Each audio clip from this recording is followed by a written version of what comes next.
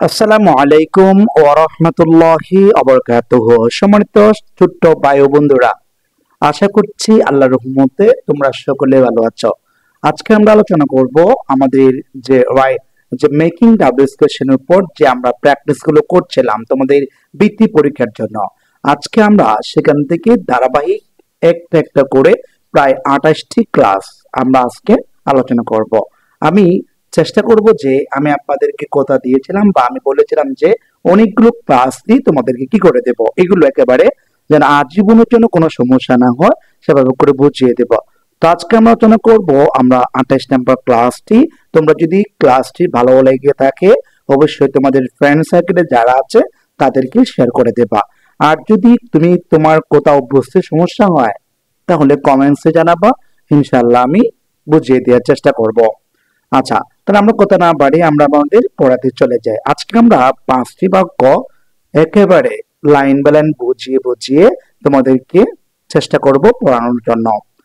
তবে ক্লাস যদি তুমি ভালো করে বুঝতে চাও না টেনে দেখবা, যদি দেখো ভালো করে বুঝতে পারবা, যদি না বুঝো কমেন্টসে জানাবা, আমি বুঝিয়ে দেব। আচ্ছা, প্রথমত আমরা দেখতে পাচ্ছি এখানে 5টা বাক্য দিয়েছি তোমাদের বৃত্তি পরীক্ষায়, এগুলো আসতে পারে। যদি ভালো করে শিখে রাখো কাজে লাগবে। আর আমি যেগুলো করেছি এগুলো অবশ্যই তোমাদের পাঠ্য বই থেকে করেছি আমি। আচ্ছা, তো প্রথমত আমরা দেখে নিব যে এখানে প্রথমে লেখা আছে একটি বাক্য, দ্য ফার্স্ট অলিম্পিক্স ওয়াজ, এখানে বলেছে হেল্ড হয়েছিল। এই হেল্ড যে শব্দ আছে এটা হচ্ছে তোমাদের বি2, ঠিক আছে, এটা বি2 অর্থাৎ ওয়াজ এর পরে বি2 হয়ে আছে। আচ্ছা, এরপর লেখা আছে অ্যাট, এখানে বলছে যে অ্যাথেন্স গ্রিসে।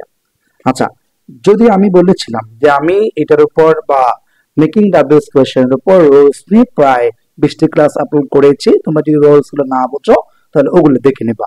যদি কখনো কোনো সময় কোন স্থানের নিচে আন্ডারলাইন থাকে, ঠিক আছে, গ্রিস একটি জায়গার নাম, ঠিক আছে, গ্রিস একটি জায়গার নাম, যদি কখনো জায়গার নামের নিচে আন্ডারলাইন থাকে সেই ক্ষেত্রে তোমাকে হয় আর দ্বারা প্রশ্ন করতে হবে, ঠিক আছে, হয় আর দ্বারা। কি কি বলেছি, একটা হচ্ছে জায়গা আর একটা হচ্ছে স্থান, ঠিক আছে, একটা জায়গা আর একটা হচ্ছে স্থান। এই দুইটা জিনিসের নিচে যদি কখনো কোনো সময় আন্ডারলাইন থাকে সেক্ষেত্রে তোমাকে কি দ্বারা প্রশ্ন করতে হবে, হয় আর দ্বারা। তো প্রথমত আমরা উত্তরগুলো এখানে একসাথে যোগ করে দিয়েছি। এখানে আমি প্রথমে দেখতে পাচ্ছি হয় আর, ঠিক আছে।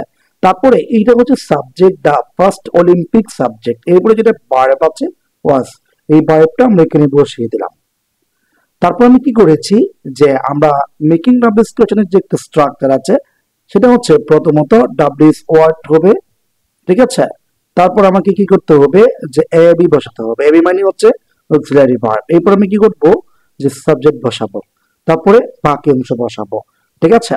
তো এখন আমরা কি করতে পারি, প্রথমত আমরা এখানে ভার্বটা বসালাম, ওয়ার্ড বসালাম, তারপরে ভার্ব, তারপরে বসাতে হবে সাবজেক্ট, ঠিক আছে, এই সাবজেক্টটি বসিয়ে দিলাম। তারপর এখানে যে ভার্ব ছিল ওই ভার্বটি এখানে বসিয়ে দিয়েছি। তাহলে আমরা আমাদের মেকিং ডাব্লিউএস কোশ্চেন হয়ে গেল। আমরা বিষয়টি একেবারে বুঝতে পারলাম। ক্লাস যদি অবশ্যই খেয়াল না করো তুমি বুঝবে না।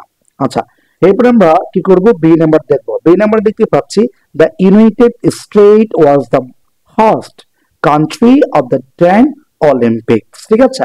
এখন এই যেহেতু বলেছে যে বলছে ইউনাইটেড স্টেট, হোস্ট মানে স্বাগতিক কোন দেশ, সেটা হচ্ছে অলিম্পিক বা 10তম যে অলিম্পিক আছে এখানকার যে স্বাগতিক দেশ হচ্ছে ইউনাইটেড স্টেট বা যুক্তরাষ্ট্র, ঠিক আছে।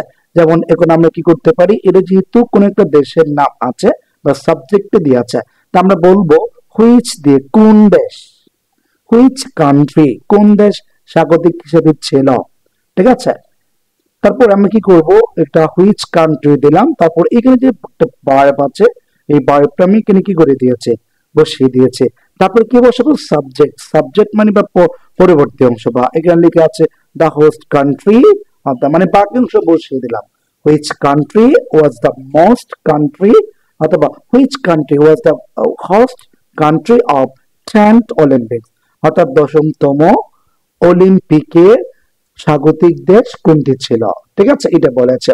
আমরা বিষয়টি বুঝতে পারলাম। এরপর আমরা পরবর্তী আমাদের যে সি নাম্বার বাক্য আছে, সি নাম্বার বাক্যটা আমরা দেখে নিব।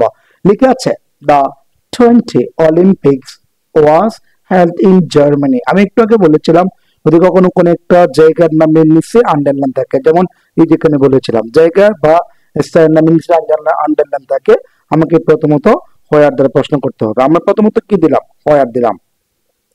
তারপরে কি আছে এখানে যে একটা ভার্ব আছে না, ওয়াজ, এই ভার্বটা আমরা বসিয়ে দেব। তারপরে সাবজেক্টটা বসাবো, এখানে যা আছে এইটুক পর্যন্ত আমরা হুবহু বসিয়ে দিলাম। তারপর এখানে একটা ভার্ব আছে, ঠিক আছে, এই যে ভার্ব আছে না একটা হেল্ড, এই হেল্ডটি আমরা বসিয়ে দিলে আমাদের মেকিং দ্য ডিসকাশন হয়ে যাচ্ছে। আচ্ছা, তাহলে আমরা বিষয়টি বুঝতে পারলাম। এরপর আমরা আমাদের পরবর্তী যে একটা বাক্য আছে আমরা বাক্যটা দেখছি, অর্থাৎ 2 নাম্বার যে বাক্য আছে বাক্যটা আমরা দেখছি। 2 নাম্বার বাক্য দেখতে পাচ্ছি, the 14th Olympics was held in এত এত। কখনো কোনো একটা সময় বা সংখ্যা বা কোনো সময়ের নিচে যদি আন্ডারলাইন থাকে, সেক্ষেত্রে আপনাকে হোয়েন দ্বারা প্রশ্ন করতে হবে। ঠিক আছে, আমি এখানে দিয়ে আছি হোয়েন দ্বারা প্রশ্ন করতে হবে। তারপর আপনি ভার্ব বসাবেন, তারপরে সাবজেক্টটি আপনি বসিয়ে দিবেন। ঠিক আছে, তারপর এরপরে ভার্ব বসাবেন। আমি যে বলেছিলাম যে আপনাদের মেকিং দ্য ডিসকাশন করার ক্ষেত্রে প্রথমত ডাব্লিউএস ওয়ার্ড, ঠিক আছে, তারপর এবি মানে হচ্ছে অক্সিলারি ভার্ব। তারপরে কি করতে হবে? সাবজেক্ট বসাতে হবে, তারপর আপনাকে এমবি বসাতে হবে। এমবি মানে হচ্ছে মেইন ভার্ব, তারপর অবজেক্ট, বাক্য শেষে প্রশ্নবোধক চিহ্ন। আমি বিষয়টি আপনাকে বোঝাতে সক্ষম হলাম।